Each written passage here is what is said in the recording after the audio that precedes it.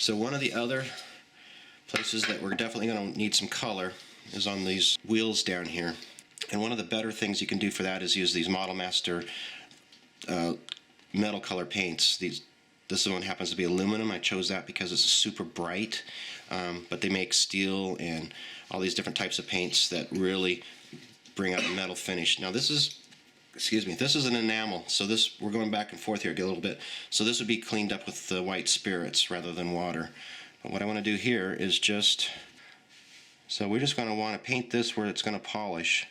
Now again, this is really bright right now, and I'm not worried about that. I want that brightness because we're going to come back, we're going to get this thing dirty, we're going to put some graphite over the top of it to really give it a metal appearance, but we want this really bright, shiny, buffed appearance down here. We've got the same thing happening up here. These things are going to get all nice and shiny too as they run around the tracks. And you can see the fact that they move is working to our benefit because we can get all areas of it just by spinning it around like that. I'm going to move over here to one of my life color paints, and I'm going to use my little number 7 brush here. But I'm looking at this area right in here where these brackets are. I'm thinking that these need some wear and tear, so I'm just going to add some little rust chips right along the top here. And you'll see what I'm going to do here. I'm going to kind of, one of the nice things about some of the Rust series paints that you can get now, Life Color being one of them, AK Interactive being another, they offer paints in a series, meaning that you get a pack that's got a range of colors from a light to dark. And if you do it right, you can really get some nice effects. This happens to be the darker color, so maybe a base color, the older paints. And so you lay the biggest field of rust with that. And then I gotta move up here a little bit. That. See, by doing this, I'm adding definition and defining this bracket area much more than it used to be. So in combination with that dark wash that I was using before, the oil paint, now I'm also defining this area with the chips and scratches and even just a different color. Trying to be natural with it. You know, where are things going to chip and scratch? Well, right here in this corner, there's going to probably be quite a bit of chipping and scratching. So I'm going to load this brush a little bit, and right here, this is going to go kind of making horizontal like it's been scraped. So something's gone down that side there like that. Of course, I'll do the same thing on the other side, but real quick, I'm going to move over to a different color within this Life Color series. And you can see what I'm doing here is I'm not covering the entire spot. I'm just covering sections of the spot because I'm trying to kind of show old and new. And I was talking about before, old rust is darker, new rust is. So I'm just kind of coming across, going to draw that stripe across. Now it's really not that big of a difference in color here, but this one here will really brighten it up. And just on these corners where it might be some new rust, just adding just a touch. Again, this is the brightest of the Life Color, and it's a little bit thinned out a little bit because I kind of wanted it to bleed. I'm using, changing the viscosity of your paint is a real good way of getting different effects.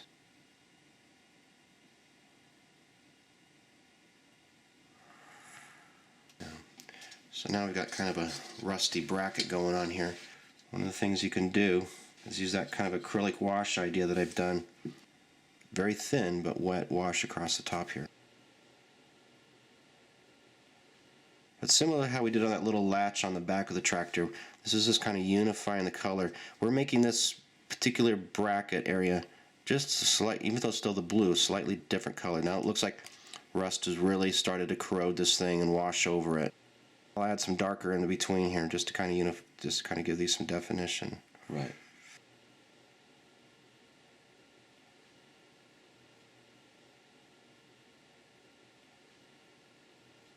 As long as we're talking about chips and painting and stuff, here's an important part of this process that I kind of glossed over, I haven't even addressed yet, but is something you can do, and I often do.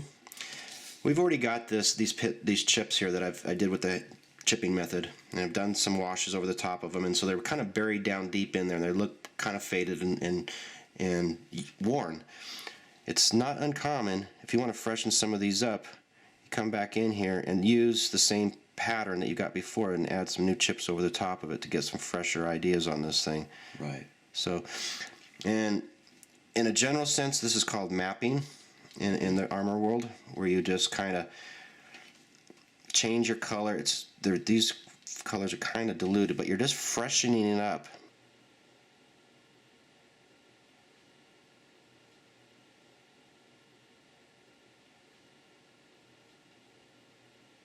A little extra there.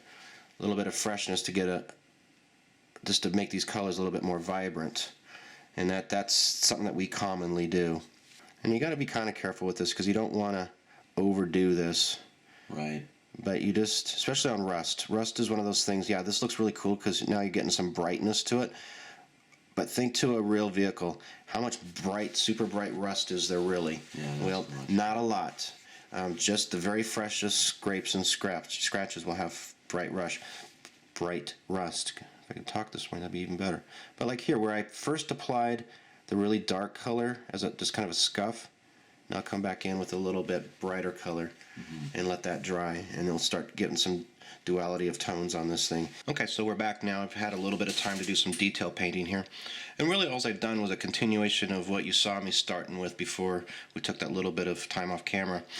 I've completed the silver on all the wheels, both sides now. And we kind of started playing with adding a little bit extra color in certain areas, just changing basically the age of the scratches and scrapes. And so I continued to do that. So you can see how I continued to work on those scratches and add a little bit of color here. I think we saw that on camera. Changing a little bit of color up here on the front here, adding a little bit darker tone of rust over the darker brown color we had before that. Also did some things like add slight little specks of different colors of green, so it looks like different scuffs and scrapes and stains that have affected the green color paint as well. You can see I've added some fresher stains over the top, and you can really see how these look a lot newer and a lot more pronounced than what we've had before. So this lighter pink color is the color we got from the hairspray or the chipping method, and now these darker colors are what I've just applied by the fine brush. And you can also see I've got some scrapes with the green. Now, I know that at this point it looks a little bit rough again. We've kind of got these layers and they don't look like they're real blended, and like some of them can, actually this looks very blotchy at this stage. And so we need to once again kind of return back to where we were before and blend some of these colors back. So as we've moved through this process now, we've done some filtering with the enamels, we've done some filtering with the acrylics, and now we're going to switch over to our oil paints. And the oil paints offer just a ton of flexibility when you're doing this type of thing, and we can add a lot of little subtle color variations. We can change the opacity by how much density we put the oil paints on and whatever. So we're going to do this. It's going to be fairly subtle, but when we get finished, we're going to have a real rich chromatic finish on this thing. There's colors are just going to pop out at you, and these chips and scratches and stuff will all become unified once again. So let me back up a little bit here, and we're going to show you what we've got going here. So we've got back to our piece of cardboard here, and as you can see, they've all leached out their colors. But you notice yesterday I had just a few colors here, and I've added a couple more colors, orange and a yellow, and actually this cream color here as well. So we're going to use those colors as well to add different tones to this model. And so the way to do that, I'm going to grab two brushes, and it should work for this. I've got a round brush and a flat brush here. And the flat brush I chose this size simply because it's about appropriate for the size working spaces that I'm using. So what we're going to want to do is simply, once again, we're going to touch a little bit of thinner here on the side. You can see this. And I probably should put it in my tray so I don't get it all dirty. And I'm just going to pre-moisten this area. Now this is just barely moist, as you can see there, as the reflection is kind of hitting it. And then I'm simply going to take small drops of color and add them here. Now keep in mind the same principle we had before. If I use a lighter color like the orange and the yellow, it's going to tend to fade. It's going to show a fading effect. I'm going to enhance down here in the corners where I want some shadows. I'm going to put some greens. This is a kind of an olive green that I'm putting down here, and they're just little dots, okay? You see, I'm kind of still following the same principle of light and shadow here. So my darker colors are down here in the bottom. Again, this kind of olive color. I've got a brighter green right here. I'm going to touch, and you can see I'm just putting just a little bit on the brush, just a tiny bit. And I'm just giving little taps here. And I could be more random with this if I wanted to. It's really just kind of depends on kind of how far I want to go with this. And right now, I'm actually fairly pleased with the way this is starting to look, even without this oils technique. So I'm going to go fairly subtle here. And what I'm going to do, now I got my flat brush, and dip it in a little bit of the thinner over there, and you can see I'm going to take most of the thinner off. Let's use the cardboard to do that. So most of the thinner's off now. It's almost a dry brush. So in terms of the horizontal surfaces, I'm just going to blend, and sometimes it's a circular motion, but in this case, since the vehicle travels front to back, I'm going to actually do my strokes kind of in a front to back sort of way. But what I'm really doing here is basically blending these colors away. And they're just going to basically dissolve, and that's exactly what I want to have happen. And all we're left was just a slight hint of color. On these horizontal surfaces or vertical surfaces here, I'm going to do a little bit more of an up and down motion. This will help simulate actually a little bit of streaking, rain marks. We're going to get into rain marks a little bit here on weathering. But basically that would be the path of, if it rains here, it's going to run off the side there. So we're going to kind of start that process here by any streaks we get by doing this method will be in a vertical manner. I'll tip this up just slightly so I can get to it. And I'm actually going from here down, lift to my brush, here down, lift to my brush, here down. I'm doing that for two reasons. One, I don't want to just wash it back and forth necessarily. I want to actually have a stroke that comes down and finishes. And because we've only allowed that shadowing to dry overnight, I know that that's still a little susceptible for moving. So if I do move it, I want to reinforce the shadow line here. I don't want to just wipe this stuff back up over the top of my surfaces. So I'm just doing that in a downward motion, lift and down, lift and down, lift and down. On these, we can continue this. So with that same theme, I'm going to put a couple of drops of this green down here. Again, I'm kind of reinforcing that color of the shadow color. But I also want to make sure that it pops just a little bit. So kind of in the center area, I'm going to put a little bit of that brighter green. And let's even pop it a little bit more. A little bit of that yellow, just a touch. And this process is, again, the oil paints are workable for a long period of time.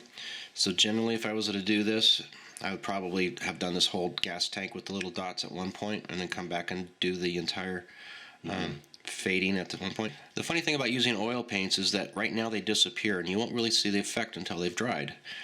So, yeah, I mean, we can see a little bit of it now, but the effects will become much more pronounced, I guess, when they dry. So you really almost make these invisible right now, but you can kind of see what we just did.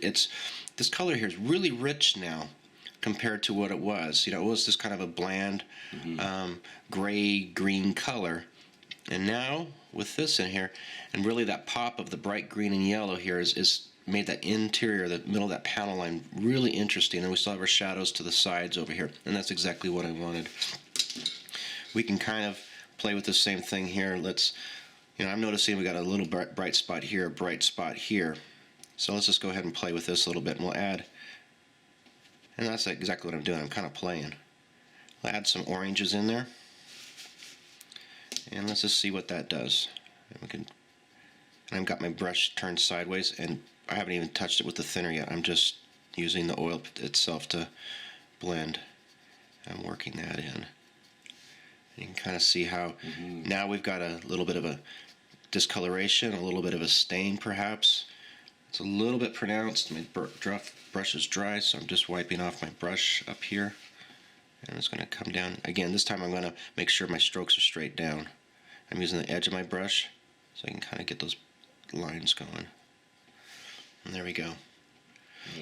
So if we move this, I'm going to spin this around. Like I said, this will probably become more pronounced. So it does make a big difference actually from one side to the other. Yeah. So let's just go ahead and continue here. And one of the things we're noticing here, now this is the effect actually starting to work, and this is why we want to go in this direction here. When we've done these paints earlier on, and we purposely made them really loud and really bright, and we did these washes to even fade them out some more, you can see it's kind of left a chalky appearance. Part of that is because I was using white in my mixes earlier on. Remember, I warned against doing that, but I knew that we can get back from that. But again, using creams or a flesh tone is a better idea. Mm-hmm. This isn't bad if this is the effect you're looking for. If you're looking for an oxidized appearance, and that's the way you do it, you put whites into your mixes. But I'm not really looking for oxidized appearance. I want a rich appearance. If this thing is, I'm going to pretend like this thing's been operating in the dirt. The guys are walking on it all the time, so it's kind of polished back somewhat. So I'm going to go try to enrich in this area too. And one of the things you're going to notice is going to happen where I've added just a little touch of these green marks in here. You're going to see that as I add green and yellows and stuff over the top of this, those are going to change in color too. They're going to become more intense, and certain colors are going to fade back down. So we're really working again with this whole idea of some happy accidents happening along this way. Right. So what I'm doing here is just moistening that surface ever so slightly with the white spirits. So I'm just going to go ahead and I'm going to, I can play with the colors here. I add a little bit of green, let's say, to the front up here. And that's quite a bit. That's probably more than I really needed to do. In that case, I'm just going to go ahead, try to flick some of this off before I really start working it in. And I'm just kind of pulling some of it off. Yellow's a really good color to brighten things up when you're using greens, so that's a nice thing to remember. And something like that. And then we can even be a little trickier here if we want. I've got a kind of a raw sienna color, or a burnt sienna color. We'll just kind of put some of that in some of these rust areas.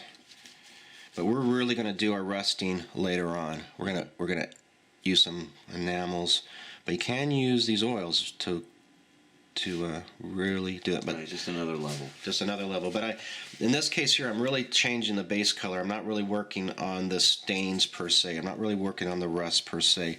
So this color on the edge here, I'm going to be kind of careful that I only carry it outside. So what my stroke is here is from the center out, right. And I'm lifting my brush to re-engage. And I'm going to work on those little color parts first, these little orange part or red parts first, get them kind of blended and out of the way before I really tackle this other stuff, because I don't want to smudge this color all the way across the surface. Right. So there we go. That's good enough for the time being. But now we're going to go ahead and use these colors, and I'm just going to kind of lightly dab in circular motion here. I'm going to kind of work these into the surface. And my stroke kind of changes as I move around here. I'm taking some of the extra moisture off. You can see right here it's really starting to pop these colors out a little bit more. And I'm just kind of working my way around. And at this point, you're not worried about reactivating that hairspray layer that was, or that chipping layer that was way underneath down there. No, I'm not. There's so much paint on top of it already. Yeah, we've got yeah, exactly. We've got layers of paint. We've got time on our side now. Right. And here's one of the things you can do as well. There's something interesting you were mentioning. I'm not sure if we mentioned it before, but the chipping, that hairspray chipping layer, you said it was only really good for about 24 hours. Right. Right. So after about 24 hours, it's pretty dried in there. Yeah, we've pretty much, it's done what it needs to do, and it's ready just to sit there and not pay us any more attention. Right. And so now you can see what I did. I just added a little bit more brighter green, and you can do that. You can just keep working these colors in. But again, they're going to become more pronounced as they dry, so avoid the temptation to really brighten this up right now. We can always go back later, but we really kind of need to see what this is going to do. But you can kind of get an idea that, so some of these this blotchiness that we were kind of seeing before is kind of gone by the wayside here. Absolutely. Let's take a quick look at that. You can see those green patches there, how they're just kind of sitting there on top. But really what I'm going to do is continue this idea along all the surface here, including the hood, and along the front up here, and on this side here. That will really be about it for the oils. We'll let that sit and dry, and then we'll start what we do is more the organic weathering of this. This will be actually the dirt and the stains caused by weather and movement. Okay, so while we're going to wait for the oils to dry, let's move on to the tracks, because like I mentioned before, we want everything to kind of come together at the same time. And so to do that, we're going to lay some base colors down here. And again, we're going to work this up in layers and try to get some variation and some interest onto these things. So one of the first things you need to decide when you're working on tracks in particular is really what is the usage history on these things. We've all seen tractors sitting in a vacant lot and their tracks are really rusted up, and that's great if you want to portray a vehicle that's been sitting around for a little while. But this is going to be a working vehicle, and so the rust on this thing, on the tracks anyway, is going to be very, very limited, because any movement is going to just cause it just to be dirty rather than rusty. But I do want a little bit of a metallic-y, I don't know what's the word, a metal finish that's got a hint of rust, because there's always a hint of rust here. So what I'm going to do is begin with a base color that's just really dark. So I've got a German gray from Tamiya, and just a touch of this whole red, which is this kind of reddish brown color, and just a touch of that. And into that we're going to use some of this Tamiya lacquer thinner. And remember, we're using that, one, to thin the paint and help it spray better, but two, the adhesion by using the lacquer is better, and we're going to look for that as we move forward here. So our color's just a dirty gray color with just a little hint of pink in there, and that's exactly what we want.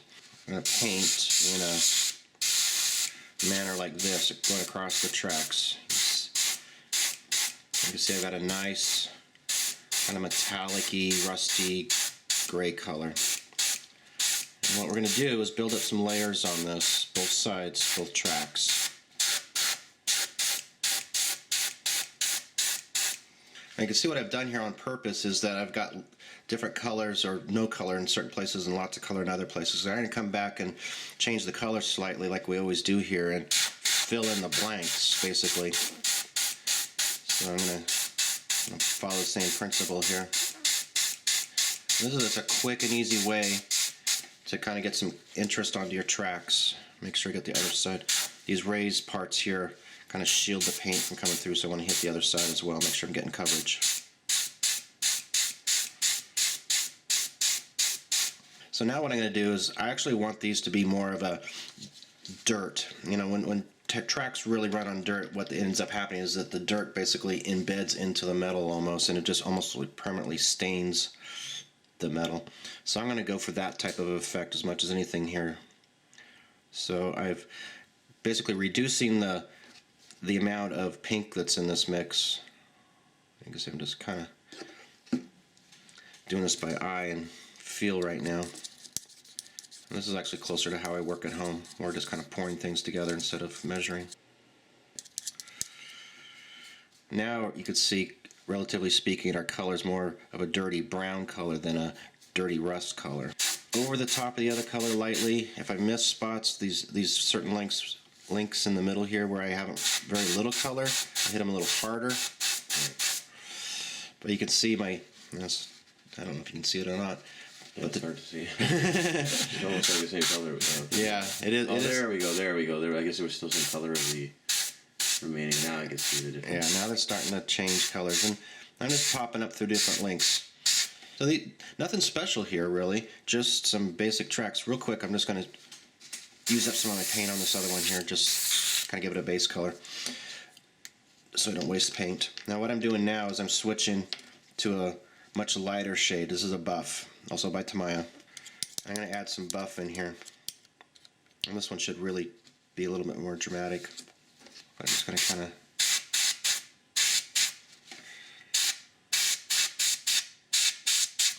you can see where this fine tip brush really comes in handy for this kind of work. I don't have to do any sort of masking. You know, even from distance, I can hit my marks pretty easily. So, and that's just a little bit of practice as well. Kind of working so just a couple here and there. Yeah, I'm just kind of breaking it up, and I might just kind of blend slightly. Right down the center. Right, just kind of, I'm back far enough that when I get back about this far, my spray's coming out to about right here. So when I'm doing something like this, I'm kind of giving it an overall blend, and that's kind of what's going on here right now. And I'll do a little bit on the bottom. I'm not so worried about the bottom right now because I actually want those shadows to maintain. But if I do just a slight overbrush like this, it lands on the edges and will give me a little bit of highlight on the edges. Again, super subtle. Okay, so next we've got our base colors painted on here. And I keep talking about how these are movable and they get polished. So we're going to actually add that polishing to it now. I've got my aluminum enamel paint that we've been using on the wheels. And the high points of these treads here, I'm just going to go ahead and paint those on. So this is just the part, what's obviously getting polished from just moving around all the time. And then what we're going to do is we're going to make some graphite here. This is a real nice way to put a metal polish finish on things. So let's take a pencil and rub it on some sandpaper. And just get some powder there. I'm going to do it with our finger. And we're simply just going to rub this on here. And this will start polishing up our tracks and make them look nice and metallic. Get the sides. Some people actually buy graphite sticks. Like I remember Luca used I think he had a giant graphite stick or something like that. Right. Is there an advantage to that over pencil or no? Probably not. Okay. Just the fact that you have something that's maybe a little more convenient. But I can see that you're really getting in there with that. Yeah. 'Cause he didn't scrape it off and really get in there like the way you're doing. Well, part of the trick or part of the beauty of graphite is it's the polishing part. That's what you need. It's this friction that you're getting. I don't know if you can see it, like this little bolt right here. So part of the trick on graphite is you do need to get it in and you do need to polish it. This shiny part right here, that's coming from the polish of the graphite. That's the friction of my finger polishing this out. Let's see if I can get in here a little bit better. Get that whole tread going. But I'm going to spend a little bit of time doing that to each of these treads because what I want is this to look like a piece of metal. I'm also kind of concentrating on these connector links in here. I want to make sure I get in there with my finger too. I may end up, because I'm having a little difficulty with my fat fingers, may get like a Q-tip or cotton swab to do this work for me. Just I put the cotton swab into here and rub the cotton swab across here, and that would do the trick for me. Probably better than what my finger's doing right now. Right. And is graphite, obviously since it's a metal, shiny or metallic, it has the property where it only really shines if the light is hitting it in a certain direction. Now, miniature painters often have the same problem with their miniatures, but what they do is they often take a little bit of white. They would probably hit those surfaces right at the top. Right. Just one line each, right down all of them, because what happens is they don't like it when the highlight disappears depending on where you are in the room. So they would try to keep the color consistent. It's not like it would be any brighter per se, but you wouldn't lose that highlight depending on the lighting of the room and the position within the room. What you're reminding me of, I know this is a different application, but this... It's exactly what I'm talking about. Like it's this idea here where I've done it. I've got a wash in the crack next to it, which gives it the shadow. And then in fact, I did take green and come back along the raised portion there just to accentuate the raised portion. That's right. But it's not to the degree of subtlety or maybe that you're talking about. Mine actually is a surface detail, not just a crack.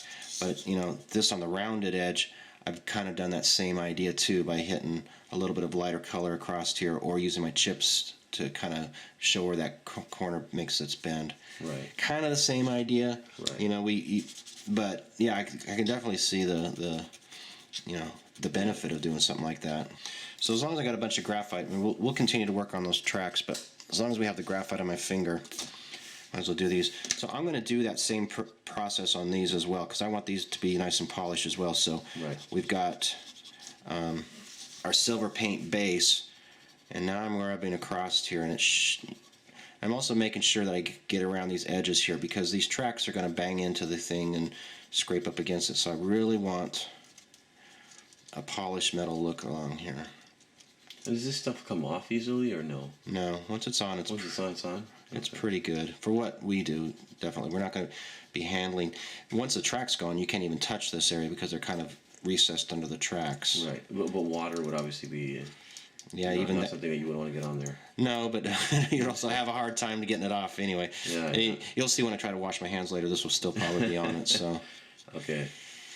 But again, I like the way that you're doing this. I do like I've never seen anyone do this before. Even the miniature guys. I think this would be a interesting little technique to rub off some pencil and polish your Mini that way rather than just using a brush, because I could see how quickly you're doing certain surfaces like that. That little spike there would probably take a miniature guy very long to do. Well, not very long, but a lot longer than you're taking. I'm kind of jumping ahead here, but as long as I got a finger full of graphite. Right. If I were doing this more or less in my sequence, I would wait for this graphite on the vehicle itself until later. I would do the wheels maybe now, but not around in these other areas.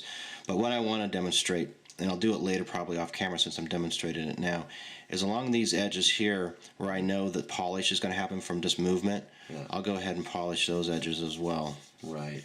And so now once again, if you really want to get extravagant with it, you could do a little bit on the surface. You gotta be kind of careful here because it will darken pretty much pretty quickly. Right. But you could polish up the surface slightly to show more of a bare metal going through. Right. And here's the interesting thing about this is all those little scratches and the chips that we made using the hairspray technique, even though it's probably not visible to the eye, well, it's not visible to the eye, it does leave a little bit of surface imperfections. And by lightly polishing with my finger, I'm picking up those surface imperfections. So that's why it's got kind of this mottled appearance on this thing here, because that's the surface imperfections that we created, 5 layers ago, 15 layers ago, that we're able to accentuate now just because, we put them in way back then. We may never have used them and they would just hide there. But now I decided to use them and they can pop right out. Again, this motion is super light. And you don't want to overdo this at all. You don't want a chromed metal finish on this thing, but you can hit some corners of the engine to really make that look metallic as well. And so you just kind of, and you use it judiciously. Again, I have to say, I really like the way that you're applying it with your finger. It almost is going on more organically and more naturally. I think if you used a brush, it would look like you'd brushed it on, or dry brush. I know what a lot of what the miniature guys do is what they do is they dry brush, like dry brush. But I kind of like the fact that you're using your finger as well. Oops.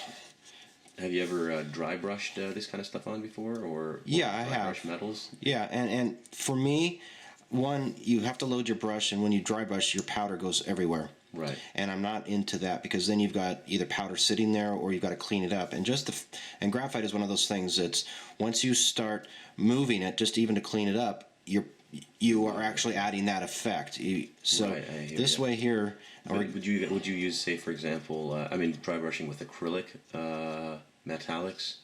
Or metallic paints? Yeah, you could dry brush with Is that something you do, or from time to time. Actually, I would do it more with these Model Master enamels. They're more powerful. Right. I like the finish of those better. So yeah, I would do the dry brushing effect with a metal finish, but I would use my enamels instead. That's just my personal preference. But you can see, again, I'll do this later, but I just want you to know that places like here where we've got these little scratches. Mm-hmm.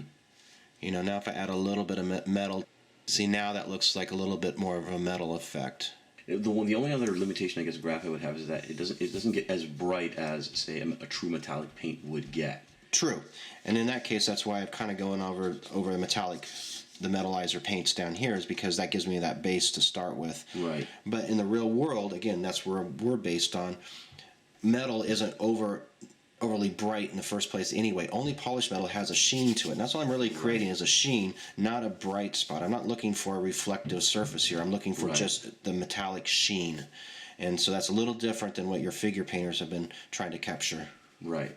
Okay, so we've had some time go by now where we've done the oil painting. You can see some of the colors have now definitely blended in this area here. Remember, we focused on that was adding some yellows and greens and things, especially to these edges here. You can see how this surface has really started to come together now.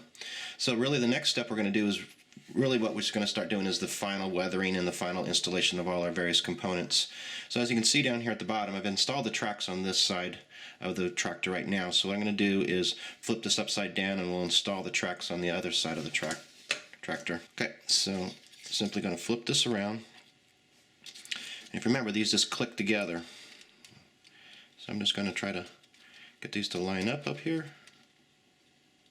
And click. A little tight, so it's going to have to, there we go. Now that these are installed, we can start with our weathering and start to harmonize everything together. Put the dirt on the tractor and the tracks at the same time, and that's important. The other part about when we start doing our final weathering, and this part of it I kind of like to term the organic weathering. This is the part where we're going to add the things nature will throw at us, like the mud and the rain marks and things like that. If you're going to make a base for this, for instance, we want to make sure that the colors we use here will also be on our little scenic base. So keep that in mind if you decide to go a little further with these projects. So to begin, I'm going to want to button up the top here fairly soon. So what I want to do before I do that is just put a little bit of weathering into this engine area here. So I've got some products here from AK Interactive. And all the products you see that I'm using right now and behind you here are all enamel-based products. That meaning that they're thinned with paint thinners, the white spirits or terpenoids. And so we need to be a little careful with these simply because the oil paints that I applied earlier, yesterday, have only had about 12 to 16 hours to dry, which is really not enough for them to become fully cured. So when I do some of these effects, we're going to want to be a little careful with the touch. Generally for oil paints, we want to try to at least give them 4 to 5 days to fully cure, but we're rushing this a little bit. So what I'm going to do is, let me make one more differentiation here real quick. In terms of the AK line and just effects in general, these are effects over here, like earth effects, rust streaks. These are effects, and these are for making specific types of stains or whatever. And the reason I'm pointing this out, a little difference between what we have over here, which are washes, is this basically the viscosity of the paint inside of these. These will have nearly 70% paint to 30% thinner. So these are fairly thick. When you put these on, they pretty much stay where they're supposed to go. Mm-hmm. The washes are for more general overall applications. So obviously these aren't meant to be diluted, right? Well, no, they can be diluted, and that's the point I want to make. Is just because it says wash or says effect, the real beauty of all these things is that they're all enamels and they can all be thinned with the exact same product, which is the spirits. They can be combined to make different and unique colors. They can be thinned for the exact need, and you'll see me doing that quite a bit. I very rarely just take something straight from the bottle and apply it. A lot of times you'll see me, similar to what I was doing before with the oil paints, is I'll use a little bit of my thinner here and I'll start an area, break the surface tension by first touching areas. Let's just go ahead and get started here. First touching areas with the clean thinner. And what that allows me to do is this, I'll take some dark streaking grime right now. And we're just going to make some kind of oily, dirty, greasy buildup here. So you can see this dark streaking grime is really fairly thick. And for me that's kind of a little bit too thick, so a lot of times I'll just put a little bit on my palette here, a little bit right here. And it's actually got a kind of a greenish tint to it. Right. Which you may or may not want. But what I'm going to do is some of these areas, I'm just going to kind of, what we're doing now is highlighting some of the details here. Kind of like a wash, but like a pin wash. But these work good for that in this regard too. And I'll mix up, I'll change up what I'm doing here because I don't want my model to look very uniform at this stage. Dirt comes from all different places, all different sources. Right. So I'm going to kind of do a quick pass with this. So what was the theory behind this particular effect? It's dark streaky grime, it's this is actually green. Yeah, this is actually more of an organic thing. This is a very, very good color if you're doing. Is there something inside? It's just paint, right? Yeah, it's just paint. They're basically enamel type paints. Okay. This has a name. Just the name is called dark engine grime or whatever. Or dark streaking grime. Dark exactly. streaking In this grime. case, yeah. My impression was always that these things were very specific types of, like that they were like real motor oil or something like that. But no, that's not the case. That's not paints. the case. They're paints. Okay. They are in fact paints. But what we'll do? I'm kind of breaking some manufacturer rules here. Is that this isn't exactly the application this was designed for, but that's kind of my point here, is that you want to use them for what you want it to be. I really want a dark, grimy effect right here, and there's other colors here I'll get into as well. Right. But the one thing that streaking grimes have, whether it be this dark streaking grime or this this color here, which is OEF, so this is like Operation Rocky Freedom type color. These streaking grimes, or these effects like this, like the rust streaking, they're very, very thick. And I'll show you in a second how the streaking aspect of this works. Right now I'm thinning them down enough that they're actually more of a wash. And that's what I'm doing right now, is kind of making a wash out of these by thinning them. Okay, so you can see what the grime is kind of done there. It's got a very kind of shiny, very shiny. Is it supposed to be shiny? No, that's just because it's wet. It'll dry matte. Okay. That's all dry matte. But what you're going to end up with at the very end of this, when this dries, you're going to have like a little stain up here, for instance. That's just going to show as a stain. And because of the green color, and we're using engine fluids, we're over an engine, in this case, it'll give the illusion that, oh, it's an oil spill or a fuel spill. Right. If I use the same color on, say, a brick wall, that green color is going to give it the appearance of kind of moss and algae. Right. Okay, so that's... In reality, that's what this effect was designed to do, is for more on like little rock walls and sides of buildings and things like that, to give that effect. I'm just kind of bending the rules here a little bit, and I think that's important to talk about right away, is that I want to use these effects and the colors for my own purposes, and I'm not really going to regard the labels as the rule to this thing. Now here's a color that's specifically called engine grime, and what you can see is it's a dark gray, muddy, yucky color. But I'm going to use this as well. I'm going to just put this cap here, and you can see what I do. I just a lot of times just use the cap. So here's our engine grime here, so you can see the difference in colors. Right. Dark green versus this kind of grayish color. But they're going to work well together. So I'm going to use a little bit of that, and my palette, I'm not really mixing these colors, I'm just using the same little pot here. So I'm just going to come in here, and I'm just going to start bringing out some of these little details in here. And I'm not being too specific right now, because engines, you don't need to be all that specific, and a lot of this is going to be hidden. But what I do want to do is give the illusions of some mud and gunk, and it's just, and I'm, you see I'm not scrubbing, I'm letting it flow similar to a wash. Right. Where it's just kind of doing its thing. It's just going to add a little bit more of a color patina onto this. And I should be mindful of certain things, like, this big block right here. Right. It's not going to start leaking oil all over this thing for no apparent reason. So I have to be kind of logical, yes, of what I'm doing here. So I'll probably just leave this alone. Maybe I'll put a dark wash along this front edge here just to bring out detail, or along this edge here to bring out detail. But I'm not going to try to create a specific type of stain, let's say. I can do that in a second, and I'll show you like around the gas cap when we get up to this area here, where I'll make some fuel leaks up here, where they've tried to pour gas in the gas tank and it's gotten all over the place up here. And we could do that with specific washes and effects as well. And I'm going to add another color to this too. So then I'm just going to add a dark wash. And this is just a dark brown color. And this is a very handy color, and we're going to use this quite a bit, actually. Okay, so this brown wash is really good to bring out details. No particular stain, we're just kind of making sure that we've got some definition in here. So we're just going to go around some of these. And this is actually one of those instances where pre-moistening the area is good. Mm-hmm. And we'll do it on some of these other surfaces where we'll be able to see it just kind of zip around the corners after we pre-moistened. I'm not terribly concerned about it right now, because engines tend to be a little clunky in their... Are you using some sort of methodology to this? Are you saying, okay, I usually start with gray, and then I use the green, or I use the green streaky wash, and then I use the gray wash, and then I use this wash? Or are you just going with, I'll just try this, I'll try that? No, I'm just kind of going back and forth. It's as random as I'm over here, and I look over here, this little nozzle here, and see, well, that's just kind of sitting out there by itself, so I want to add some definition to it. I've got a dark color here, and I know dark color is going to add some definition when that dries up there. Right. And I'm also keeping in mind, this is really fast, what I'm doing right now, and not very precise, because once I put the engine on this basically becomes almost invisible in here. It's so dark. So I'm not really terribly concerned about, like I said, creating a specific effect, a specific stain here or there, because it's not important to the scene. Right. You just want to cut the illusion that there is variation in colors. So you kind of get the nuance that we were talking about earlier. You just kind of glimpse that there is a lot of different types of materials and colors working in there. Yeah, there's stuff going on. There's dirt. There's gunk.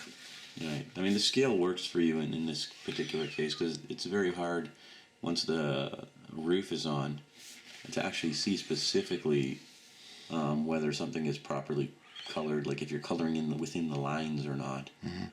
Now you can see what I did right there. I'm adding a little bit of a dark effect around here, and what I wanted to do is bring out the definition between this pipe as it attaches to this pipe here. I first added my effect, and it was kind of thick, and it's probably past the point now. But then I went ahead and added just a little bit of thinner to it. We'll do it on the top one here. And by adding just a little bit of thinner to it, it distributes the wash a little bit.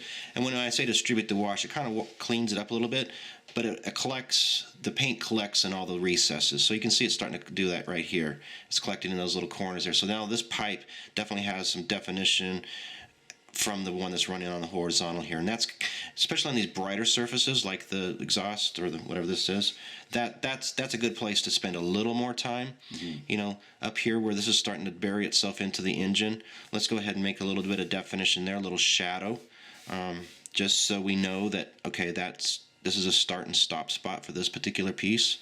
And we can do the same thing back here. This is going back into this area here. And we're just going to kind of hit some of these real quick, you know, like right here. Bring out that bracket right there.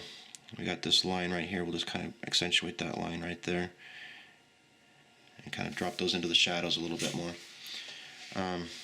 In this case here, we got a lot of great little detail on this, ridges and stuff. So I'm basically painting this right now with just almost straight thinner. It's just whatever's your color you're seeing is this remnants on my brush. But now I'll go ahead and drop into this with the brown wash, and I'm just going to hit the top and let that flow down. It might help it cross those lines there. And I'm just going to let that sit. Might wipe off this top a little bit just so it's not so heavy. But this, because I pre-moistened it and now I've got the wash, it's going to just slowly kind of gravity down here, and it's going to collect along those little lines there, and it's going to give some definition to those lines. Right.